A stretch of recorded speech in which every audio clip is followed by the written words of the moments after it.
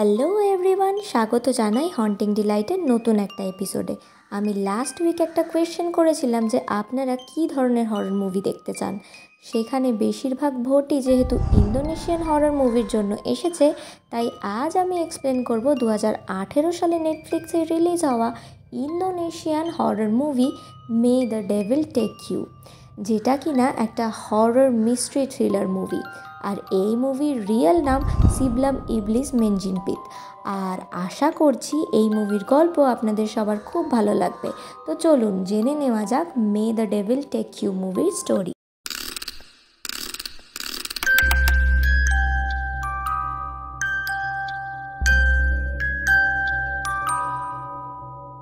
মুভির গল্প শুরু হয় লেসমানা নামের একজন লোককে দেখিয়ে, যে কিনা একটা বড় বাংলোতে একজন মহিলাকে নিয়ে এসেছিল।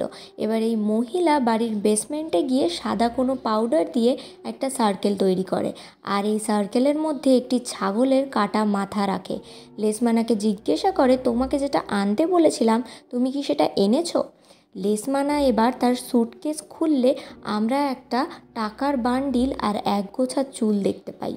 এবার এই চুলের গোছা নিয়ে আমরা এই মহিলাকে গিলে খেতে দেখি এবং সে তার নিজের মাথা থেকে কিছু চুল নিয়ে লেসমানাকেও খাইয়ে দেয়। এবার এই টাকাগুলো নিয়ে সে আগুন লাগিয়ে দেয়, সঙ্গে লেসমানার হাত কেটে কিছু রক্ত ছাগলের মাথায় লাগিয়ে দেয়। এইসব দেখে লেসমানা তাকে অবিশ্বাস করে সেখান থেকে চলেই যাবে। তখনই সে পেছনে দেখে এই মহিলা ছাগলের মাথাটা নিয়ে শূন্যে ভাসছে।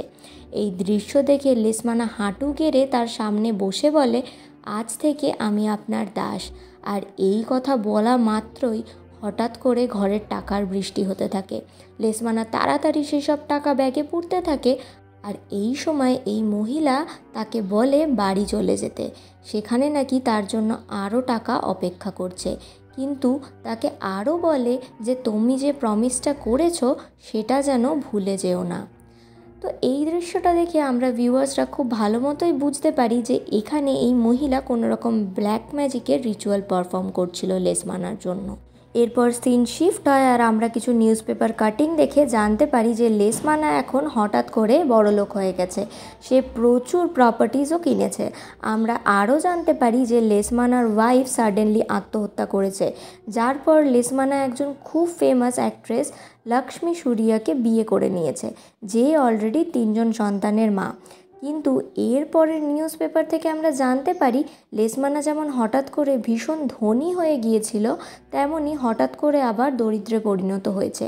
তার সব সম্পত্তি হারিয়ে সে এখন নিঃস্ব। আর এই সময় সিন শিফট হয় আর আমরা লেসমানাকে হসপিটালের বেডে খুব খারাপ অবস্থায় দেখি, যার কোনো অজানা রোগের কারণে শরীরে পচন ধরেছিল। লেসমানাকে হসপিটালে দেখতে এসেছিল তার প্রথম পক্ষের সন্তান এলফি, যে কিনা হসপিটালের লিফটে তার পেছনে কারোর প্রেজেন্স অনুভব করছিল, কিন্তু পেছন ফিরে কাউকে দেখতে পায় না। এছাড়াও লেসমানার শেষ সময় তাকে দেখতে এসেছিল তার বাকি ফ্যামিলির মেম্বাররাও, যারা ছিল লক্ষ্মী মানে লেসমানার দ্বিতীয় পক্ষের স্ত্রী এবং তার 3জন সন্তান মায়া, নারা ও রুবেন। এছাড়া রুবেনের গার্লফ্রেন্ড লিলিও এসেছিল তাদের সাথে। এবার আপনাদের একটা কথা জানিয়ে রাখি যে লেসমানার প্রথম পক্ষের মেয়ে এলফি তার মায়ের মৃত্যুর জন্য লেসমানাকে দায়ী মনে করত, তাই সে তাকে একদম পছন্দ করতো না। কিন্তু লেসমানার শেষ সময়ে তাকে সে দেখতে এসেছিল। এবার যখন লেসমানার বেডের কাছে এলফি দাঁড়িয়েছিল, তখনই রুমের লাইট অফ হয়ে যায় এবং সে দূরে একটি ভয়ানক এন্টিটিকেও দেখতে পায়। সে যখন চোখ সরিয়ে লেসমানার দিকে দেখতে যায়, সেখানে লেসমানার বদলে সেই ভয়ানক এন্টিটি ছিল। এরপর ঘরের লাইট তো চলে আসে, কিন্তু লেসমানা এলফির ওপর আক্রমণ করে দেয়। এই আওয়াজে ফ্যামিলির বাকি সদস্যরা এসে লেসমানাকে টেনে দূরে সরাতে গেলে লেসমানা রুবেনের গার্লফ্রেন্ডের ওপর পড়ে গিয়ে তার মুখে রক্ত বমি করে দেয়। নেক্সট সিনে আমরা এলফিকে দেখি একটা বাজে স্বপ্ন দেখে ঘুম থেকে উঠতে, আর এই স্বপ্নটা ছিল তার মৃত মাকে নিয়ে। যেদিন তার মা বারান্দা থেকে ঝাঁপ দিয়ে আত্মহত্যা করেছিল, ঠিক সেই দিনের স্বপ্ন। সে এবার উঠে টেবিলে রাখা মায়ের পিকচারটা দেখতে থাকে, আর এই পিকচারের ব্যাকগ্রাউন্ডে কিন্তু সেই বাংলোরই ছবি ছিল, যেই বাংলোটা আমরা মুভির শুরুতে দেখেছিলাম। পিকচারের পেছনে তার একটা কিছু রয়েছে ফিল হলে এলফি সেখান থেকে একটা চাবি খুঁজে পায় এই চাবিটা নিয়ে এলফি সেই পুরনো বাংলোতে পৌঁছায়, যেখানে তার মায়ের সাথে তার বহু স্মৃতি ছিল। এই বাড়িতে এসে এলফি একটা লক দরজা পায়, যেটা সে চাবি দিয়ে খোলার চেষ্টা করে। কিন্তু দরজা খোলার আগেই বাড়িতে প্রবেশ করে লেসমানার বাকি পরিবার। এরা বাড়িতে ঢুকেই প্ল্যান করতে থাকে যে লেসমানার মৃত্যুর পর এই বাড়িটা তারা কি করে বিক্রি করবে। তখন রুবিন বলে এই বাড়িতে এলফিরও ভাগ আছে, তাই তার সম্মতি ছাড়া এই বাড়ি বিক্রি করা যাবে না। এসব কথা শুনে এলফি বাধ্য হয়ে তাদের সামনে এসে যায়। এবার টেবিলে বসে শুরু হয় আলোচনা পরিণত হয় বিতর্কে। লক্ষ্মী রেগে গিয়ে এলফির গালে একটা চড় মারে, যাতে এলফি রেগে ঘরে চলে যায়। কিন্তু রুবিন তার কাছে এসে ক্ষমা চায় এবং বোঝায় যে সে চায় না তার ফ্যামিলির মধ্যে ঝামেলা হোক। এর কিছু সময় পর এলফি একটা ঘরের দরজা খোলে সেই চাবি দিয়ে, আর এখান থেকে বেরোচ্ছিল খুব বাজে গন্ধ। এখানে প্রাণীর পচা দেহসহ আরও অনেক ব্ল্যাক ম্যাজিকের উপকরণ পায়। এলফি এখান থেকে তার নিজের একটা ছোটোবেলার ছবিও পায়, যেটা দেখে সে অবাক হয়। অন্যদিকে মায়া আর রুবেন বেসমেন্টের সেই দরজা খুলে ফেলে, যেটা খোলা মাত্রই দরজার ভেতর থেকে বেরিয়ে আসে কোনো অদ্ভুত শক্তি, যেটা পৌঁছে যায় লেসমানার কাছে।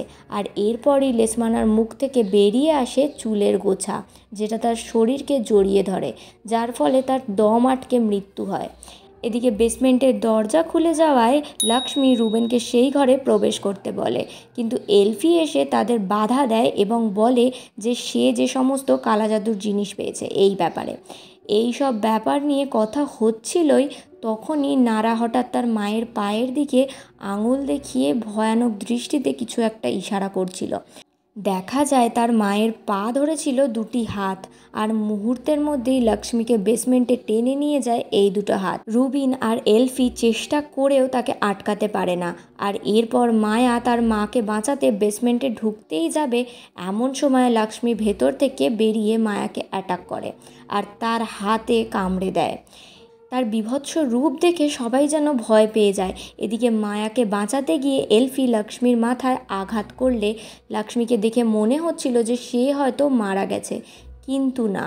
এরপর সে জেগে ওঠে, কারণ সে তো পজেস ছিল। উঠে বলে, তোমাদের সৌভাগ্যের দাম তোমাদের আত্মাকে দিয়ে পরিশোধ করতে হবে। আর এই বলে সে বাড়ির জানলা ভেঙে জঙ্গলের দিকে পালিয়ে যায়। এবার মায়ার হাতের ক্ষতস্থান ইনফেক্টেড হয়ে যাবে, এই ভেবে এলফি মায়াকে নিয়ে পাশের গ্রামে ফার্স্ট এডের জন্য যাবে বলে ঠিক করে, কারণ সে তো ছোটোবেলায় এই গ্রামেই থাকতো, তার এখানকার সব জায়গা একদম চেনা। কিন্তু বাইরে গাড়িতে উঠতে গিয়ে দেখে গাড়ির টায়ার পাংচার করে গেছে পজেসড লক্ষ্মী, যাতে তারা এখান থেকে পালাতে না পারে। এবার আর কোনো উপায় না থাকায় বাড়িতে রুবেন নারাকে নিয়ে থাকে। অন্যদিকে এলফি মায়াকে নিয়ে জঙ্গলের শর্টকাট ধরে পাশের গ্রামের উদ্দেশ্যে বেরিয়ে পড়ে। কিন্তু কিছুটা রাস্তা যাওয়ার পরেই হাড় চেবানোর শব্দে তাদের নজর যায় সামনে, যেখানে পজেসড লক্ষ্মী একটা প্রাণীকে মেরে তার কাঁচা মাংস খাচ্ছিল। এই দেখে তারা লুকিয়ে পড়ে। এলফি মায়াকে লুকিয়ে অপেক্ষা করতে বলে নিজে অন্য রাস্তা খুঁজতে যায়। এদিকে মায়া এলফির ব্যাগে লেসমানার ব্যাপারে অনেক নিউজপেপার কাটিংস এবং পিকচারও পায়। মায়া এগুলো দেখে ভাবে এলফি হয়তো তাদের সবার ক্ষতি করতে চায়। যখন এলফি ফিরে আসে, মায়া এসব নিয়ে এলফিকে অনেক কথা শোনায়। এলফি তাকে অনেক বোঝানোর চেষ্টা করলেও সে তার কোনোই কথা বিশ্বাস করে না, আর জঙ্গলের অন্যদিকে চলে যায়। অন্যদিকে বাংলোতে রুবেন তার গার্লফ্রেন্ডকে কল করেছিল তাদের বাংলোতে আসার জন্য, কারণ তারা অলরেডি ভয় পেয়েছিল। তারা চাইছিল যে কেউ এসে তাদেরকে নিয়ে যাক, কিন্তু লোকেশন পাঠানোর আগেই তার ফোন অফ হয়ে যায়। বৃষ্টির কারণে এলফিও রাস্তায় অন্ধকারে কিভাবে মায়াকে খুঁজবে এইটা না ভেবে পেয়ে সেও বাড়ি ফিরে আসে। রুবেনকে সব ঘটনা খুলে বলে। রুবেন প্রথমে তার কথায় ডাউট করলেও পরে তার কথায় বিশ্বাস করে নেয়, কারণ মায়াকে এলফি সকালে খুঁজতে যাবে বলে প্রতিশ্রুতি দেয়। আর তারা দুজন মিলে সেই ঘরটায় সার্চ করতে যায়, যেখানে এলফি কালাজাদুর জিনিসপত্র দেখেছিল। এই ঘরে তারা একটা ডায়েরি পায়, যেখানে এলফির মায়ের পিকচার লাগানো ছিল। আর কিছু পাতা পরে সেই প্রেতের ছবিও আঁকা ছিল, যাকে এলফি হসপিটালে দেখেছিল। এছাড়াও একটা ব্ল্যাক ম্যাজিক রিলেটেড বই পায়, যেখানে এই রিলেটেড কিছু ইনফরমেশন সহ তারা জানতে পারে যে এই বইতে লেখা ছিল ডার্ক প্রিস্টেসের কথা, যারা হয়তো শয়তানের উপাসক। তারা শয়তানকে বলিদান দিত, বদলে শয়তান তাদের অপরিসীম শক্তি দিত। আর এই ডার্ক প্রিস্টেসের মাধ্যমেই লেসমানা শয়তানের সাথে চুক্তি করেছিল, যার ফলে সে হঠাৎ করেই বড়লোক হয়ে গিয়েছিল। পরের সিনে আমরা জঙ্গলে মায়াকে দেখি এবং তার সামনে চলে আসে লক্ষ্মী। লক্ষ্মী তার ওপর আক্রমণ করলে নিজেকে বাঁচাতে গিয়ে মায়া তার হাতের টর্চটা দিয়ে লক্ষ্মীকে মেরে ফেলে। আর বাড়িতে যখন নারা ঘুমাচ্ছিল, সে ক্লোজেট থেকে কিছু একটা আওয়াজ পায়। যখন সে চেক করতে যায় সেখানে কিচ্ছু ছিল না, তাই সে আবার ঘুমিয়ে পড়ে। ঘুমিয়ে পড়া মাত্রই বিছানাটা অদ্ভুতভাবে নড়তে থাকে। নারার চিৎকার শুনে রুবেন আর এলফি এসে সেই প্রিস্টেসের আত্মাকে দেখতে পায়, যে নারাকে টেনে নিয়ে যাচ্ছিল। নারাকে বাঁচাতে গিয়ে এলফির হাতে ডার্ক প্রিস্টেসের নোক লেগে কেটে যায়। আর এই সময় ফ্ল্যাশব্যাক সিন শিফট হয়, যেখানে আমরা দেখতে পাই সেই দিন যেই দিন তার মা মারা গেছিল। ছোট্ট এলফিকে তার মা ঘুম পাড়ানোর পর কোনো এক অজানা শক্তি এলফির মাকে ধাক্কা মেরে বেলকানি থেকে ফেলে দিচ্ছিল। এলফি যখন তার মাকে বাঁচাতে যায়, তখনই তার মায়ের নখ লেগে তার হাতে কেটে গেছিল, যার দাগ এখনও তার হাতে আছে। কিন্তু এই প্রিস্টেসের আত্মা এরপর এলফির মাকে নিচ থেকে টেনে ফেলে দেয়। অর্থাৎ সেদিন এলফির মা আত্মহত্যা করেনি, তাকে এই ডার্ক প্রিস্টেস মেরে ফেলেছিল। এবার রুবিনের গার্লফ্রেন্ড লিলি যখন প্রায় বাংলোর কাছাকাছি এসে পড়েছে, তখন মায়ার সাথে তার দেখা হয় জঙ্গলের মধ্যে। আর মায়া একটি হ্যামার দিয়ে তাকে সেইখানেই মেরে ফেলে। এখন লক্ষ্মীর পর মায়াও পুরোপুরি পজেসড হয়ে গিয়েছিল। মায়া এরপর বাড়ি পৌঁছায় আর সোজা পৌঁছে যায় বাড়ির বেসমেন্টে, যেখানে আমরা দেখতে পাই মুভির শুরুতে দেখানো বেসমেন্টে সার্কেলের মধ্যে সাজানো ছিল কিছু পুতুল, যেগুলো হয়তো লেসম্যানার পুরো ফ্যামিলিকে প্রেজেন্ট করছিল। এখানে আমরা একটি গলা শুনতে পাই, যা মায়াকে বলছিল তার দাসত্ব স্বীকার করতে। এটা আর কেউই নয়, ছিল শয়তানের গলা। আর এই সময় আমরা পিছনে ডার্ক প্রিস্টেসকেও দেখতে পাই। অন্যদিকে এলফি তার মায়ের গলা শুনতে পায় এবং একটি ঘরে গিয়ে দেখে তার মাকে। সে প্রথমে ভাবে এটা হয়তো সে স্বপ্ন দেখছে, কিন্তু পরে সে বুঝতে পারে এটা তার মা নয়। যখন সে আস্তে আস্তে পিছু হটতে যায়, তখন সে দেখে তার মায়ের মুখ চিরে বেরিয়ে আসছে সেই ডার্ক প্রিস্টেস। এলফি খুব ভয় পেয়ে যায়, কিন্তু পরের মুহূর্তেই সেখানে সে প্রিস্টেসের বদলে মায়াকে দেখতে পায়, যে তাকে শান্ত করে। পরের সিনে রুবিন জানায় সবাইকে লিলির জন্য অপেক্ষা করতে, কারণ সে খুব তাড়াতাড়ি এসে পৌঁছাবে। কিন্তু তারা তো জানতো না যে অনেক আগেই মায়া তাকে মেরে ফেলেছে। এলফি তার আর নারার হাতের লাল ক্ষত দেখিয়ে বলে যে এইবার হয়তো তাদের পজেস হওয়ার পালা এসে গেছে, তাই এখান থেকে তাদেরকে যত তাড়াতাড়ি সম্ভব চলে যেতে হবে। মায়া এই সময় অদ্ভুতভাবে হেসে ওঠে আর বলে সেই মহিলা তাদের নাকি এখান থেকে যেতে দেবে না। আর এটা বলা মাত্রই সবাই দেখতে পায় জানলার বাইরে সেই প্রিস্টেসের ডেমনিক ছায়া। মায়া এদিকে পুরোপুরি পজেসড অবস্থায় রুবিনের ওপর আক্রমণ করতে যায়। রুবিন তাড়াতাড়ি পালিয়ে নিজেকে একটা ঘরের মধ্যে বন্ধ করে নেয়, কিন্তু এই ঘরের চেয়ারে বসেছিল মায়া। মায়া রুবিনকে বলে সে শুধু এলফি আর নারাকে চায়। রুবিন যদি এই ডার্ক প্রিস্টেসকে নিজের মা বলে মেনে নেয়, তবে সব ঠিক হয়ে যাবে।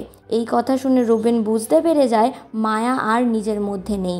সে মায়াকে একটা চড় মারে। তখনই মায়া হাতে একটা পুতুল নিয়ে সেই পুতুলটির হাত ভেঙে দেয়, আর সঙ্গে সঙ্গে রুবিনের হাতটাও ভেঙে যায়। রুবিন পালাতে যায়, আর তখনই মায়া পুতুলের পাটাও ভেঙে দেয়। রুবিন পড়ে যায়।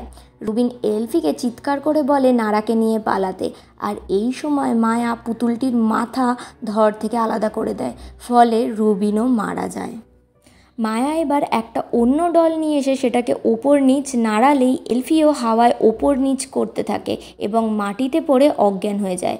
এরপর এলফির হুঁশ ফিরলে সে নিজেকে বেসমেন্টে খুঁজে পায়, যেখানে সে একটা ভিশনও দেখতে পায় সেই ডার্ক প্রিস্টেস আর লেসমানাকে নিয়ে। প্রিস্টেস লেসমানাকে বলছিল যে এলফির চুল এনেছে নাকি, কিন্তু নিজের মেয়েকে বাঁচানোর জন্য সে অন্য কারোর চুল এনে দেয়। এই চুল প্রিস্টেস সুখেই বুঝতে পেরে যায় যে এটা এলফির চুল ছিল না। নিজের মেয়েকে বাঁচানোর জন্য লেসমানা একটি ছুরি নিয়ে প্রিস্টেসকে হত্যা করে, কিন্তু মরতে মরতে সেই প্রিস্টেস লেসমানার একটু চুল নিয়ে নিজে গিলে খেয়ে নেয়। আর বলে যায় যে তার ধন সম্পদের সাথে সাথে তার পুরো বংশ সে শেষ করে দেবে। আর এটাই ছিল কারণ যে তাদের ফ্যামিলির এই পরিস্থিতি ছিল আজ। লেসমানা এরপর প্রিস্টেসের দেহ এই বেসমেন্টের নিচে মাটিতে চাপা দিয়ে দেয়। এখানে এলফির কাছে পুরো বিষয়টা ক্লিয়ার হয়ে গিয়েছিল, কিন্তু মায়া আসা মাত্রই তার পুতুলটি ব্যবহার করে বিভিন্নভাবে টর্চার করতে থাকে এলফিকে। এলফি এই সময় মায়ার গলায় একটা পুতুল দেখে বুঝতে পারে যে এটা মায়ার নিজের পুতুল। তাই সে কোনোভাবে ছলছাতুরি করে এই পুতুলটি নিজের হাতে পায় এবং আগুনে জ্বালিয়ে দেয়। সঙ্গে সঙ্গে মায়াও জ্বলে মারা যায়। কিন্তু এলফি নারাকে নিয়ে পালাতে গেলে তাদের বারবার বাধা দেয় এই ডার্ক প্রিস্টেসের আত্মা। এলফি ভালো মতোই বুঝতে পেরেছিল যে যতক্ষণ না এই প্রিস্টেসকে পুরোপুরি শেষ করা হবে তারা এখান থেকে পালাতে পারবে না। এলফি বুঝে যায় যে সেই দিন যে চুলের টুকরো ডার্ক প্রিস্টেস গিলে নিয়েছিল সেটা তাকে খুঁজে বের করতে হবে এবং নষ্ট করতে হবে। সে তাড়াতাড়ি মাটি খুঁড়ে প্রিস্টেসের কঙ্কাল খুঁজে পায়। মুখের ভেতর হাত দিয়ে সে চেষ্টা করছিল এই চুলের গোছা খুঁজে পাওয়ার, কিন্তু এরপর সে পেটের মধ্যে থেকে এই চুলের গোছা খুঁজে পায়, জ্বালিয়ে দেয় আগুনে আর ভাবে এটাই হয়তো সব কিছুর অন্ত। ভেবে ওপরে উঠতে যাবে তখনই এই প্রিস্টেসের আত্মা তাকে এই গর্তে ধাক্কা মেরে ফেলে দেয় আর গর্তের মধ্যে চুলের গোছা বেরিয়ে আসে, তার পুরো শরীর আঁকড়ে ধরতে থাকে। এলফির দম বন্ধ হয়ে যাচ্ছিল। এই সময় এলফি পাশে খুঁজে পায় সেই ছুরি যেটা দিয়ে তার বাবা এই ডার্ক প্রিস্টেসকে মেরেছিল। এটা দিয়ে সে চুল কেটে নিজেকে মুক্ত করে, কিন্তু এলফি বারবার গর্ত থেকে ওঠার চেষ্টা করলেও সে যেন কিছুতেই পারছিল না। তার শরীর পুরোপুরি ক্লান্ত হয়ে গিয়েছিল। এই সময় সে ওপরে দেখতে পায় তার মায়ের হাত ধরে সে ওপরে ওঠা মাত্রই বুঝতে পায় এটা ছিল নারা তার প্রাণ বাঁচিয়েছিল। এবং এরপর তারা দুজন এই বাড়ি থেকে বাইরে বেরিয়ে যায়। আর মুভির গল্পের এন্ডিংও এই সময়ই হয়ে যায়। মানুষ যদি জীবনে কিছু পেতে চায় সেটা অ্যাচিভ করার রাস্তা কিন্তু ভীষণ দুর্গম। তাই কিছু মানুষ সহজ পথ বেছে নেয়, কিন্তু এই সহজ পথে পাওয়া সাকসেসের পরিণতি যে কী ভয়ানক হতে পারে তার প্রমাণ হলো এই মুভিটা। আসলে লেসমানা খুব তাড়াতাড়ি রিচ হতে চায়, যার জন্য সে ব্ল্যাক ম্যাজিকের সাহায্য নেয়। এই শয়তানের সাথে চুক্তি অনুযায়ী তাকে নিজের কাছের মানুষের স্যাক্রিফাইস করতে হতো কিছুদিন পর পর। সে এই ক্ষেত্রে তার প্রথম ওয়াইফকে বেছে নেয়। প্রথম সিনে লেসমানা যে চুলের গোছা এনে দিয়েছিল ডার্ক প্রিস্টেসকে সেটা ছিল তার প্রথম ওয়াইফের। পরে সে অনেক বড় লোক হয়ে যায়, কিন্তু এবার যখন স্যাক্রিফাইস করার সময় আসে এইবার পালা ছিল এলফির। কিন্তু লেসমানা তার মেয়েকে বাঁচানোর জন্য ডার্ক প্রিস্টেসকে মেরে ফেলে, যার ফলে তার পুরো ফ্যামিলি ধ্বংস হয়ে যায়। কাজে বুঝতেই পারছেন ব্ল্যাক ম্যাজিক বা অন্য কোনো অসৎ পথে পাওয়া সাকসেস এবং পয়সা কোনোভাবেই বেশি দিন থাকে না। আর এর পরিণাম যে কী বীভৎস তা তো আপনি দেখতেই পেলেন। তো এই ছিল মে দ্য ডেভিল টেক ইউ মুভির এক্সপ্লেনেশন। কেমন লাগলো কমেন্টে জানাবেন। ভালো লাগলে লাইক কমেন্ট শেয়ার করতে ভুলবেন না। আপনার যদি হরর মুভি রিলেটেড ভিডিও ভালো লাগে তাহলে অবশ্যই আমার চ্যানেল সাবস্ক্রাইব করে পাশে থাকবেন। আমি চেষ্টা করব আরও ভালো ভালো মুভি এক্সপ্লেন করার। টিল দেন সবাই খুব ভালো থাকবেন। Thank you for watching.